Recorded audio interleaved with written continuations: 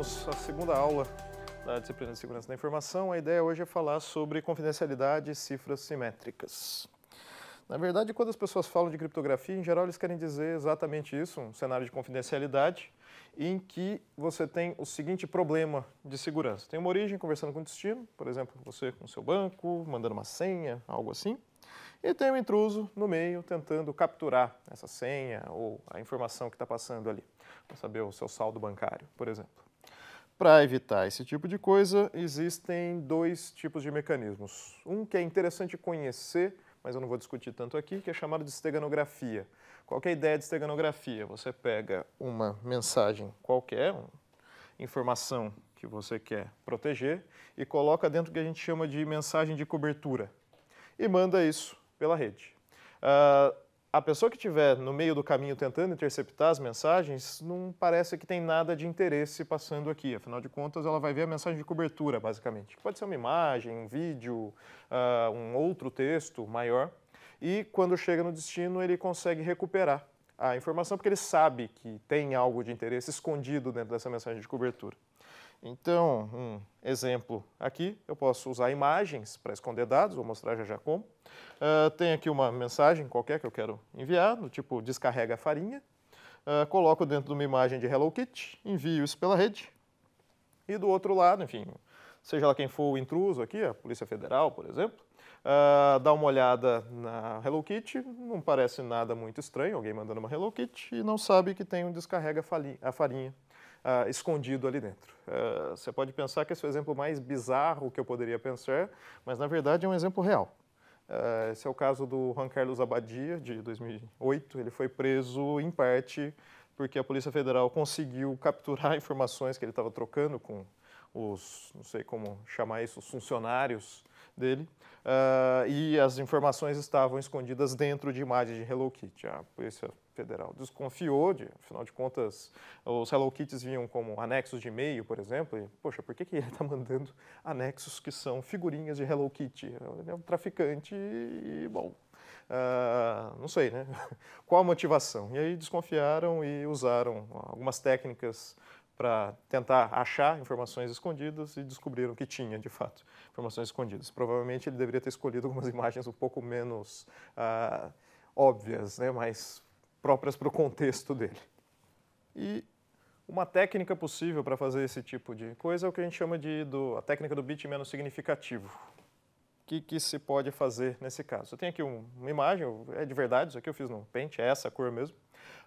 Os pixels, né, uma imagem qualquer, ela é em geral composta por 3 variáveis, a variável vermelha, verde e azul. Então, cada informação de pixel, cada pontinho numa imagem tem essas 3 componentes. Uma ideia de você fazer esteganografia é você trocar só o último bit de cada um das componentes. E isso vai mudar muito pouco a imagem, né? Esses 2 valores aqui são reais também, as diferenças aqui no último bit desses 2 pixels são reais, e pode ver que eu troquei esse 1 por um 0, esse 0 por um 1, esse 1 por um 1, né? Enfim, não troquei nada porque eu estava tentando inserir a informação 0, 1, 1. Então eu pego todos os bits que compõem a minha informação, vou colocando em cada um dos pixels, cada pixel eu consigo colocar 3 informações. E, bom, se eu tenho uma imagem de 8K, por exemplo, o máximo que eu consigo esconder de informação lá é 1K, né? Enfim, para cada 8 bits eu consigo inserir 1 bit de informação. Se eu começar a usar mais bits, vai começar a deformar a imagem, então não é tão utilizado. Se não fica utilizável aquela imagem. Isso não é tão utilizado na prática, em parte por conta disso. Você precisa de umas imagens de cobertura grandes para conseguir colocar a informação lá dentro. Então, na prática, isso é interessante, enfim, para comunicação pessoal, mas eu nunca vi nenhum banco, por exemplo, mandar para você uma imagem, esconda a sua informação, que é o seu pedido de transação bancária aqui dentro. Então, não é tão utilizado. O que é utilizado, de fato, é o que a gente chama de cifras. A ideia de cifras é você tem uma mensagem às claras, você embaralha ela usando uma informação secreta, então passa uma informação completamente estranha ali na rede, não dá para interpretar o que é aquilo. E no final das contas, os 2 lados que conseguem decifrar a mensagem são os únicos que conseguem ver aqui a mensagem original, né? O seu saldo é 10 mil reais. Com certeza não é meu saldo, mas enfim, talvez seja de um de vocês. O intruso não vai conseguir enxergar essa informação trafegando na rede. Aqui tem um exemplo mais claro, mais prático disso acontecendo na rede. Aqui eu fiz uma pesquisa no Google por aula de segurança e é isso aqui que passa de informação na rede. Não sei se vocês já viram esse aplicativo aqui, o Wireshark, ele consegue ver tudo que passa pela placa de rede em si, então dá para ver o que está saindo do seu computador para a internet. Aqui dá para ver, ó, é uma pesquisa no Google e dá para ver o que eu estava procurando, ó, aula de segurança. Se eu tento fazer isso é com HTTP, sem nenhum tipo de segurança. Se eu faço com HTTPS, que é com segurança, então S, agora é um pouquinho diferente, não dá para ver absolutamente nada do que está trafegando na rede. O que eu fiz aqui foi um login no meu webmail, então eu estou mandando a minha senha nessa mensagem e está aqui o que a rede está enxergando que é a minha senha. Um monte de zeros e uns, aqui ele está interpretando como um hexadecimal, né? Vai de 0 até F, mas fiquem à vontade para tentar invadir meu e-mail aqui, roubando a minha senha que está mostrada para vocês agora na TV. Não dá, porque está embaralhado, no final das contas, senão não mostraria.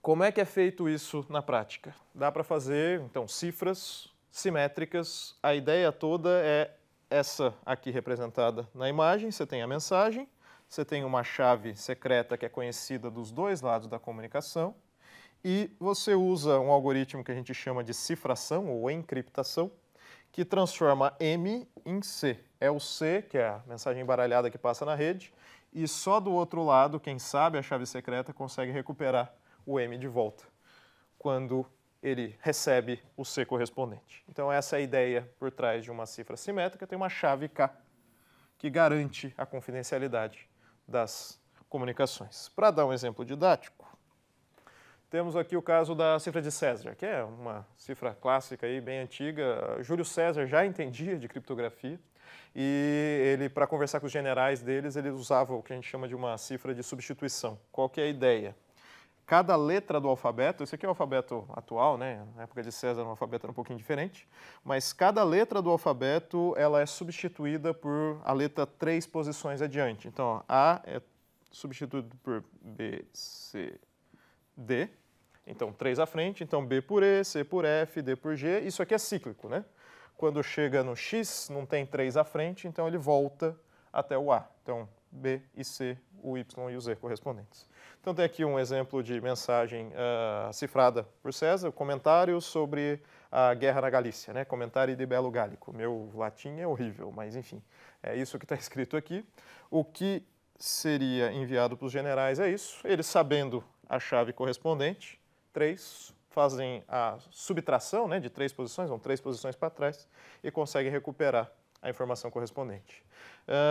É simples, é interessante do ponto de vista didático, mas, enfim, tem alguns probleminhas. A começar pelo fato do número possível de chaves, né? Tem, no máximo, 25 chaves possíveis. Você tem as chaves de 0 até 25. Se você rodar mais do que isso, você roda 26 vezes, você volta no dicionário original, né? Enfim, na mensagem, no dicionário aqui que eu mostrei, se eu pego 26 posições à frente do A, eu ando 25 mais 1 e volto para o A. Então, não estou fazendo absolutamente nada de diferente. Tem chaves equivalentes aqui.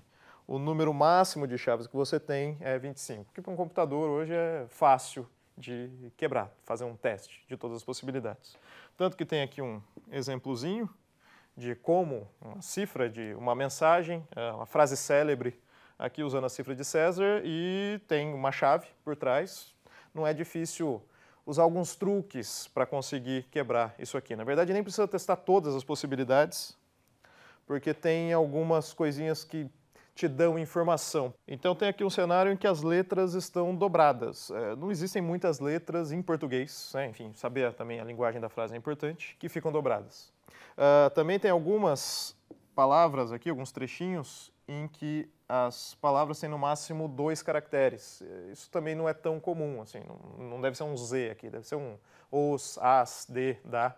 Então dá para fazer algum tipo de análise aqui para descobrir qual que é a mensagem correspondente usando isso aqui. Então isso aqui deve ser SS ou LL, ou RR, desculpe, LL mais raro. Isso aqui deve ser um D, as, os, algo assim. E na pior das hipóteses, se você não conseguir pegar essas pequenas coisinhas, você pode fazer, todo mundo que jogou forca alguma vez na vida, sabe que a palavra que mais aparece em português é A. Então a letra que mais aparece é A. Então a letra que mais aparecer aqui deve ser o A também, né? Deve ser o correspondente ao A. E, de fato, esses truquezinhos ajudam a descobrir. A frase é: esse vermelho de meus olhos vem do verde da natureza. Frase de Bob Marley. Não é exatamente isso, mas é parafraseando, é basicamente isso que ele falou. Então tem aqui o SS correspondente e dá para descobrir essas coisinhas que são dicas para você quebrar a cifra de César. Hoje em dia não é usado esse tipo de coisa, tem cifras modernas muito mais interessantes. Esse é o caso de AES e outras que eu vou falar aqui. Então, alguns nomes que comumente aparecem na literatura: 10, triplo 10, RC4 e AES. O que interessa de verdade, porque é o mais seguro entre todas essas possibilidades e entre os seguros é o mais rápido, é o AES em si, é o padrão avançado de cifração. Então, vou mostrar um pouquinho dele aqui. Ele é o padrão desde 2001. Venceu um concurso público que foi iniciado em 97, terminou em 2000, 2001. E ele suporta chaves de 128, que é aquele tamanho que a gente colocou na primeira aula, 192 e 256 bits, se você quiser ainda mais segurança do que o normal. Ele evita todos aqueles problemas que eu mostrei no slide anterior, de fazer análise estatística, tentar ver letras que estão próximas umas às outras, usando 2 princípios, que são os princípios de difusão e confusão. Qual que é a ideia desses princípios?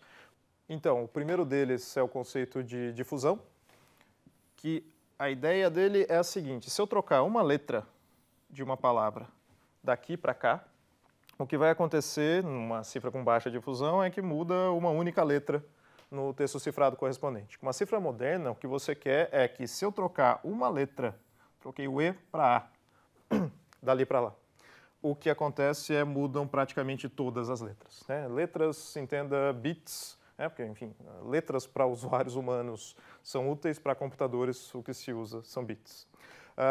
Esse é o princípio de difusão, e o segundo princípio é o princípio da confusão. Qual que é a ideia da confusão? A relação entre o texto às claras e o cifrado não é tão simples assim. Olha só, aqui se eu troco uma letra só e faço um -4 na quarta letra correspondente, então tinha esse, troquei para essa. Troquei, fiz -4 na quarta letra, eu tenho um -4 também na quarta letra. Então, esse caso aqui tem a mesma correspondência em cima. Já se eu troco mais uma letra, então troquei e fiz -4 na primeira letra, também tenho -4 na primeira letra do dado cifrado. Já quando eu estou num cenário com uma cifra moderna, não é exatamente isso. Se eu troco uma letra, troca de um jeito estranho. Se eu troco mais uma letra, troca de um outro jeito estranho. Então não dá para ter uma relação clara entre mudanças no dado às claras, levando a mudanças semelhantes no dado cifrado. Como isso é feito na prática? Em geral, são operações razoavelmente simples, que são aplicadas várias vezes, de forma iterativa, e isso garante confusão e difusão. Tanto que o AES ele trabalha aí com bloquinhos de 128 bits, né? Então a entrada dele, as palavras que ele enxerga são de 128 bits, usa os tamanhos de chave que eu já falei anteriormente, e ele faz algumas operações que eu vou mostrar aqui exatamente para desmistificar que, nossa, deve ser super complicado o que é feito lá dentro. São transformações simples aplicadas várias vezes, no caso, pelo menos 10 vezes, que levam a essa confusão e difusão. Então, olha só, são 4 operações: byte sub, shift rows, mix columns e add round key. O que é o byte sub? Basicamente, se você tem aqui cada bloquinho, isso aqui são 8 bits, né? 1 byte. Ao todo você tem 16, 4 por 4, então dá 128 bits ao todo.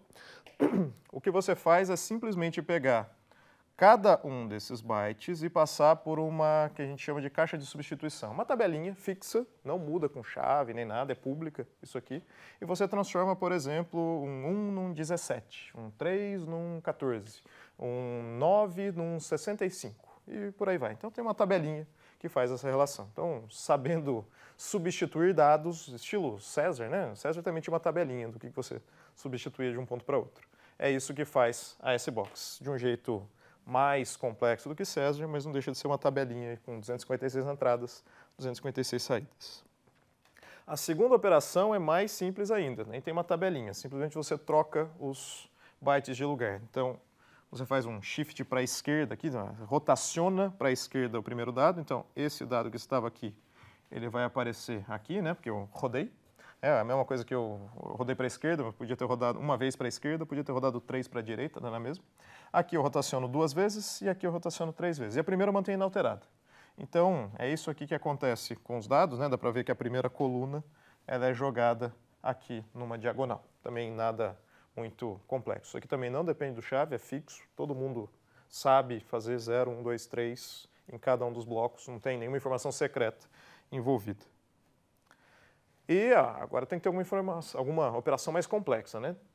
Um pouquinho, tem uma multiplicação por matriz, né? As duas outras você precisava de não muito talento para fazer. Aqui precisa pelo menos saber como fazer uma multiplicação por matriz, mas é uma multiplicação por uma matriz simples, né? Só tem 1, 2 e 3 nessa matriz.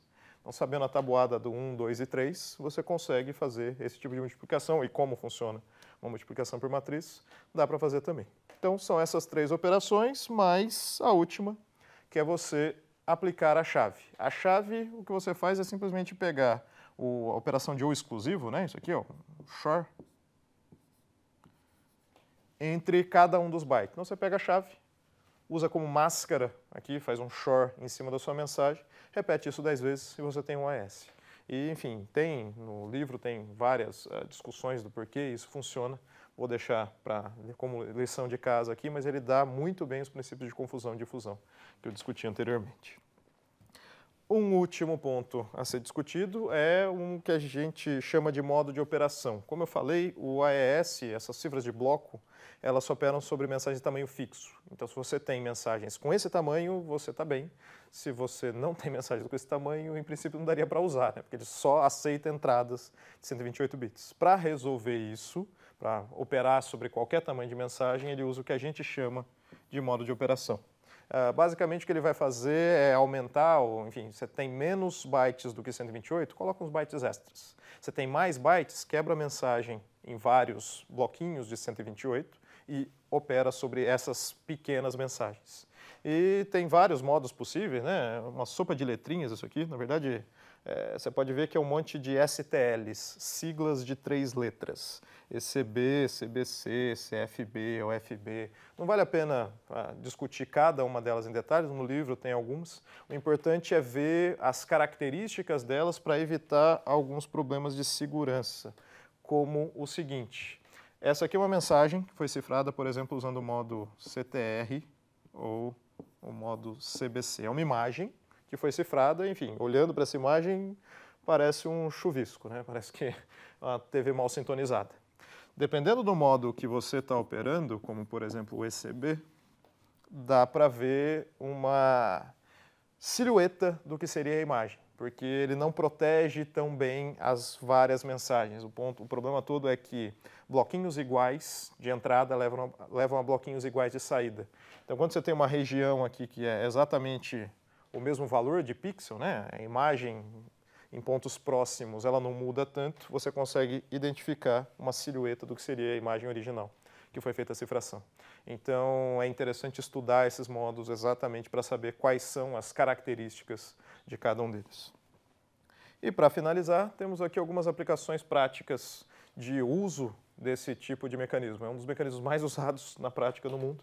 Você faz isso toda vez que você está trabalhando com HTTPS. Se você está fazendo cifração de disco, usando o TrueCrypt ou outras informações, você está utilizando esse tipo de algoritmo para enviar e-mail seguro, para fazer conexão segura, para poder fazer navegação na internet de forma anônima, para você conectar no seu roteador sem fio de forma segura, que as pessoas não consigam capturar os seus dados. Todas essas aplicações usam esses mecanismos. Como que dá para implementar isso do ponto de vista de desenvolvedor? Tem um monte de pacote pronto também, que basta você dar o nome do algoritmo, eu quero o AES com 128 bits. Basta usar esse tipo de pacote de desenvolvimento que você consegue incluir esse tipo de solução dentro do seu software. Então, é bastante versátil isso, é bastante usado na prática esse tipo de algoritmo. É isso que eu tinha para falar hoje sobre a parte de cifras simétricas. Então, até a próxima aula.